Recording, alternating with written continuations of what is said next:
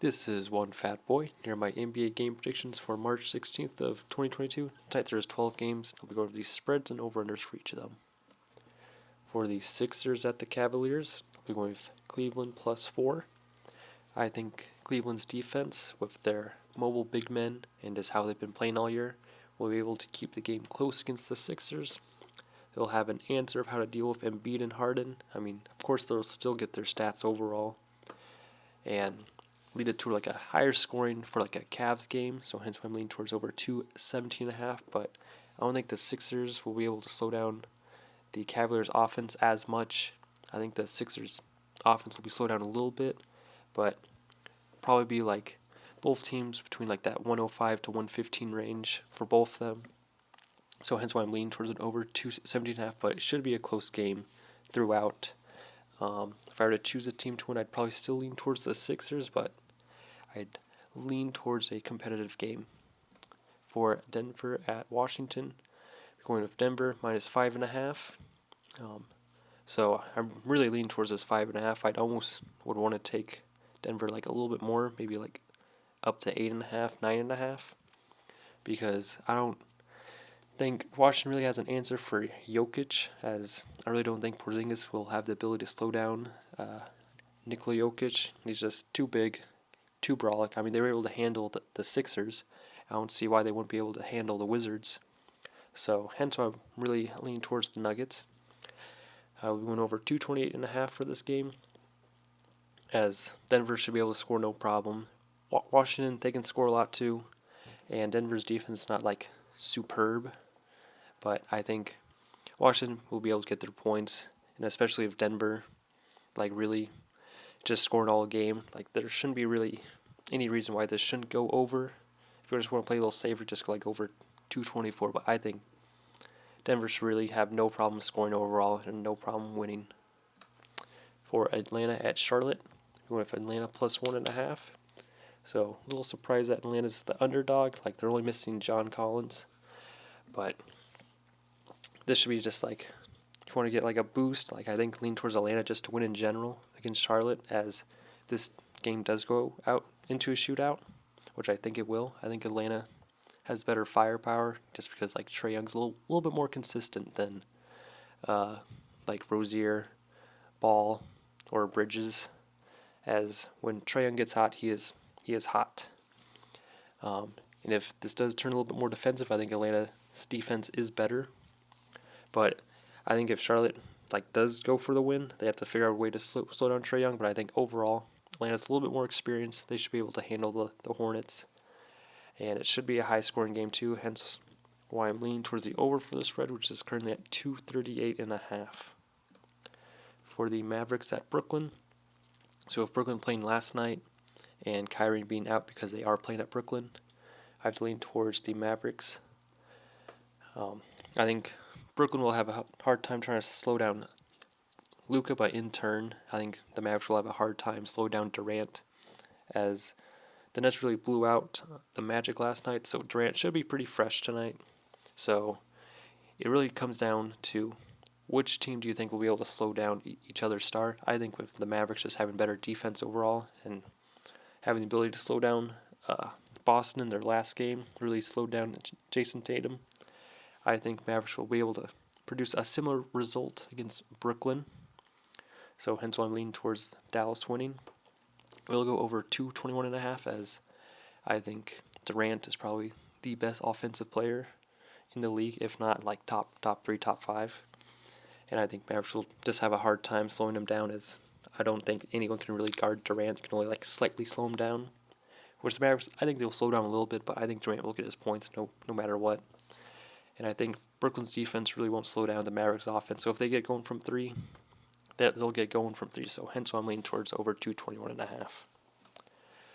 For Portland at the Knicks, we go with Knicks -11. So how the Knicks have been playing on their road trip, now returning back to New York.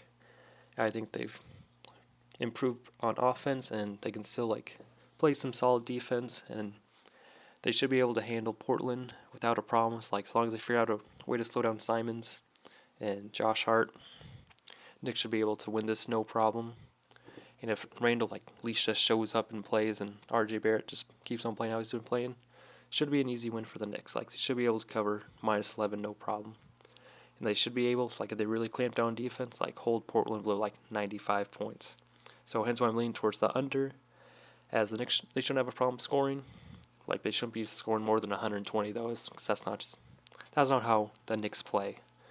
And then Portland, as long as the Knicks can just play some solid defense on Portland, should be able to hold them like below 105. So hence why I'm leaning towards an under for this game.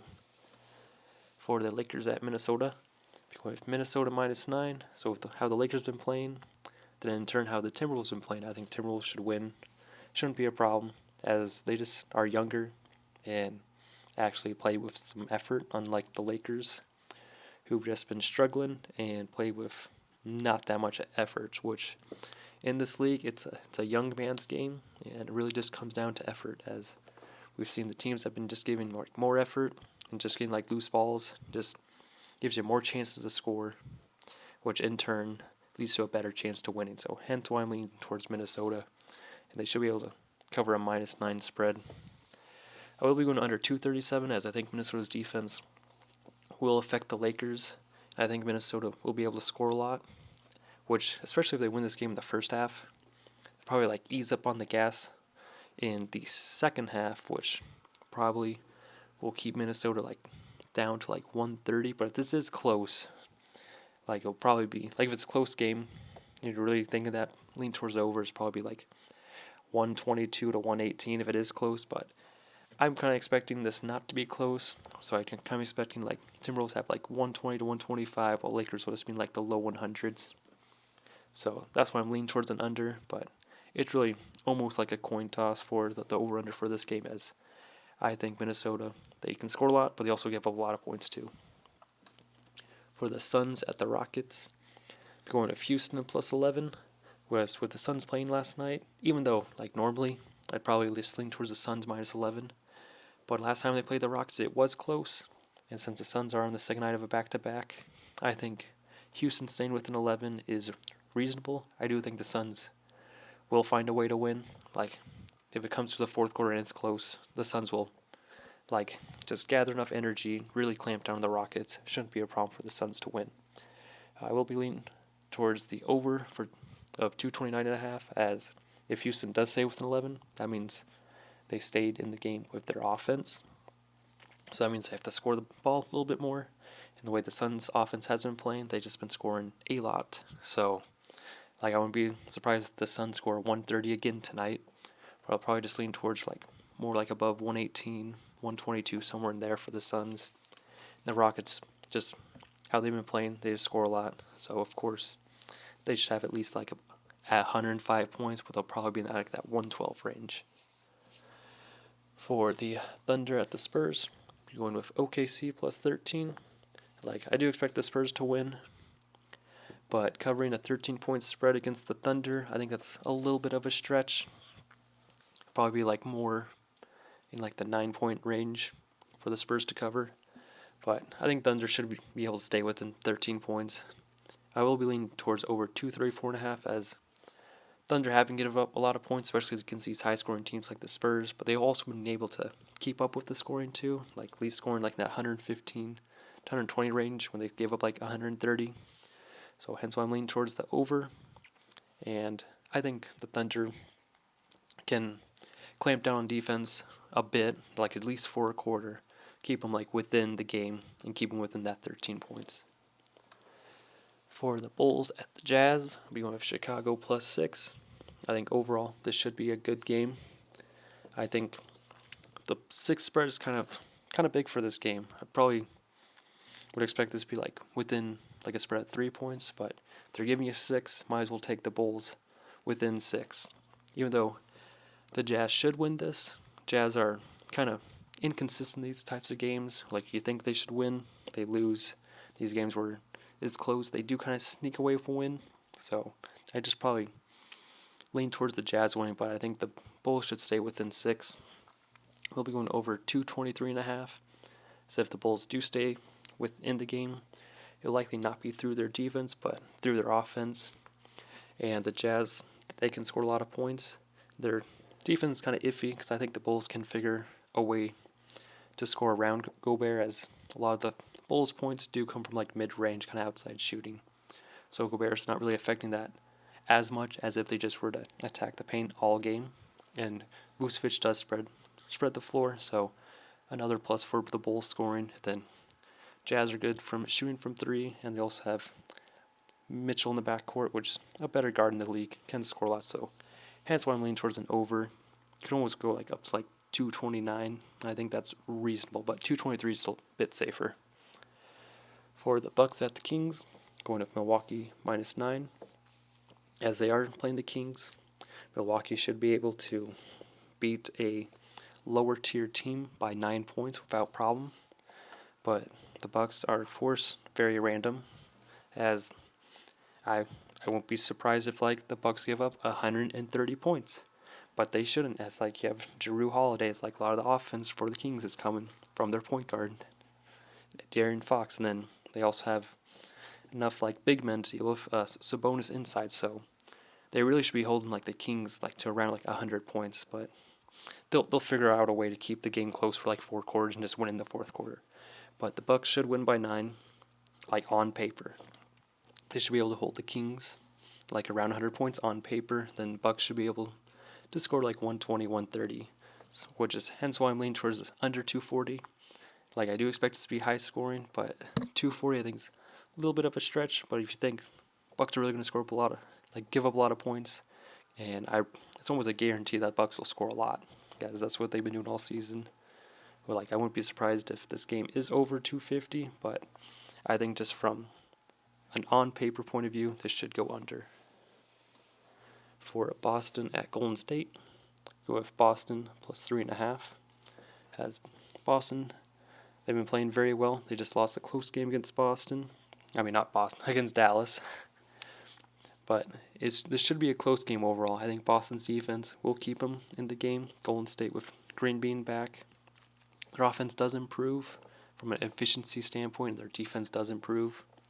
So it'll be interesting how Jaylen Brown and Jason Tatum will adapt to having Green on the floor, as one of them will just have to probably take over the game, as it's going to be hard for both of them to have their ways, as one of them could be guarded by Green. But I think overall how Boston is playing as a team lately and is playing the team defense, I think that'll keep them in the game.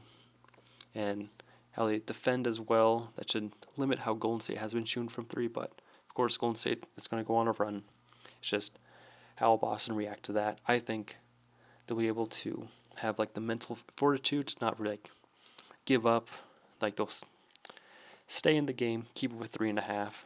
I will be going under 222.5, as the team that plays the better defense should win this. This should not turn into a shootout. This should turn to a more defensive game.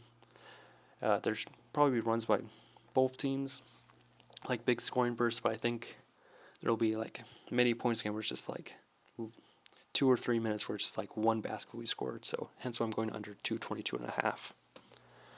For Toronto at the Clippers, I'm going with Toronto -1.5. As how they've been playing on this road trip, I don't think the Clippers will be able to stand a chance against the Raptors, as the young core of the Raptors has been playing very well.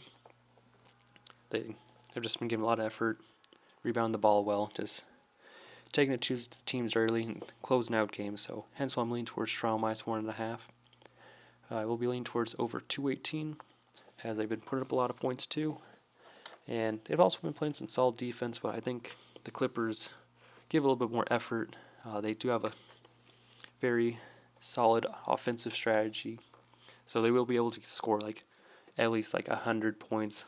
They should be in like that 110 range, but Toronto should be able to get like in that 115, 118 range, so at least bring it over 218. Thank you for watching. As always, bet responsibly and have enjoyed watching sports, and once again, thanks for watching.